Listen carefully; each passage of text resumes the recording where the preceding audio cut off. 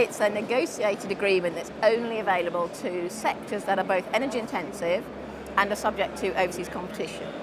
And it's an agreement with government because those sectors are subject to unilateral carbon taxes in the UK. What it allows is it allows them exemption or a rebate in some of those carbon taxes, namely CCL, which is a levy, and CRC, which is a tax. And in return, though, they have to meet energy efficiency targets which are sort of bespoke to the sector. So it's a sector-level negotiation which we did for the sector last year and came into effect this year. I was really, really pleased to start with because the engagement in the scheme was much better than, well, is excellent and better than we predicted. We predicted that there would be about 90 sites entering the scheme, and we actually had over 100 applying. 98 got through the process.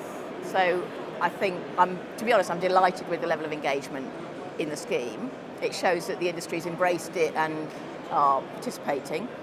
I think what it also revealed was the registration process was actually much tougher than most had predicted. I think there was a sense perhaps that once we'd done the heavy lifting on the negotiations and getting the targets agreed and getting the agreement into law, that then it was a case of sort of sign here, and it was nothing like that. So I think a lot of the sector organisations felt that the registration process was more onerous, it was much more demanding of data, it was quite control freakish, and there were a lot of issues that came up that are really bespoke to this sector that we had to resolve. And we had a very, very short registration window, closed at the end of October, which meant everything had to be done in a mad rush. So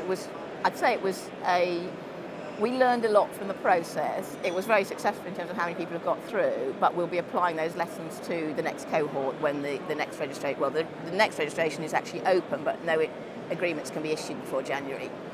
So we'll be taking some more companies in over the next few months. It's taxpayers' money that's paying for this. Government has to be able to demonstrate and evidence the fact that it is going to the right people and for the right reasons.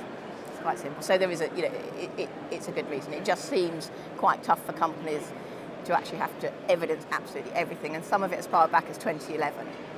So I think that's some of that. So if you acquired a site or you have a site where there was a gap in the metering or something like that, then that throws up a lot of issues in the scheme. The only two sites that were deferred they weren't refused.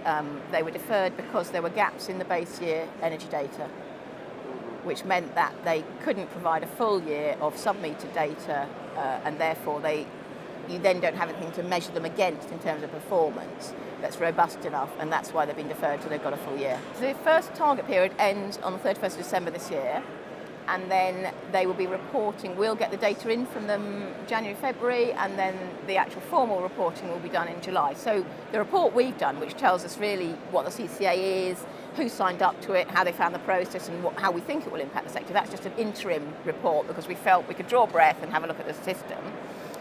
In July, we'll do something a bit more substantive, actually talking about how we've performed against targets, what the issues have been in terms of energy management, what kind of behaviours the scheme's driving within the companies. So we'll know, July next year, we'll have a very good idea of how they've reported against the first target and how they're doing generally against the base year.